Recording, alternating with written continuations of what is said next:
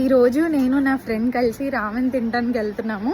Shibuya అనే ప్లేస్లో ఉంది. ఇక్కడ నుంచి 30 minutes ట్రావెల్ అనమాట. టోక్యోలో షిబుయా అనే ప్లేస్లో ఒక్క ఫేవరెట్ స్పాట్ ఉంది రామెన్కి. టేస్ట్ అయితే చాలా బాగుంటుంది. ట్రావెల్ చేసి మరీ పోతాము. చూపిస్తాను మీకు, వెళ్ళి వీడియో చివరి దాకా చూసేయండి. జపాన్లో ఆల్రెడీ క్లైమేట్ చేంజ్ అయిపోయింది. ఇప్పుడు సమ్మర్ నుంచి ఆటమ్కి వచ్చేసాము. కొంచెం చలి పెరిగింది. సో ఇంత చలిలో వేడి రామెన్ తింటుంటే చాలా చాలా బాగుంటుంది ఆ ఫీలింగ్. ఇప్పుడే స్టేషన్కి వచ్చాము. ఇవాళ ఫ్రైడే ఈవినింగ్. చాలా మంది జనాలు ఉంటారు. రెస్టారెంట్లో దాదాపు ఒక 1 hour అయినా వెయిట్ చేయాలి. వెళ్ళి చూద్దాం అసలు ఎంతమంది ఉన్నారో. ఇదేనండి నేను చెప్తున్న రామెన్ షాప్, జికాసే మెన్షో అనమాట. చూసారా చాలా మంది జనాలు ఉన్నారు. మనం ఏ షాప్కి వెళ్ళినా రెగ్యులర్గా కస్టమర్స్ అనేవాళ్ళు చాలా మంది ఉంటారండి. గంట వెయిటింగ్ అనేది నార్మల్ అనమాట జపాన్లో, జాపనీస్ రెస్టారెంట్స్లో, ఎస్పెషల్లీ రామెన్ అయితే. ఇక్కడ చాలా మంది జనాలు ఉన్నారు. మా ఆర్డర్ వచ్చేసి 172.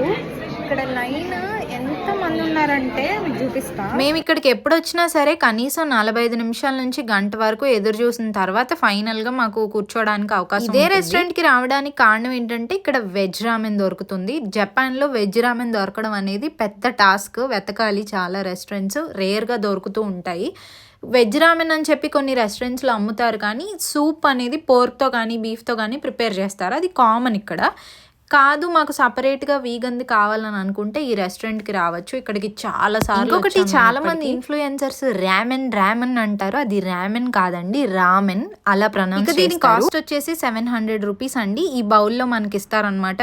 వేడిగా స్పైసీగా తీసుకొస్తారు. చాలా స్పైసీ కూడా ఉంటుంది, బాగుంటుంది. నాకైతే చాలా ఇష్టం. రకరకాల ఆప్షన్స్ ఉంటాయండి. మీకు ఎవరికైనా నచ్చి ఇంట్రెస్ట్ ఉంటే కనుక ఎక్స్ప్లోర్ చేయండి ఈ రెస్టారెంట్ని. డిస్క్రిప్షన్లో డీటెయిల్స్ ఇస్తాను. అలాగే మీలో ఎంతమందికి రామెన్ ఇష్టమో కమెంట్ చేయండి. వీడియో నచ్చితే లైక్ చేసి షేర్ చేసి మరిన్ని వీడియోస్ కోసం ఫాలో అయిపోండి. Bye bye.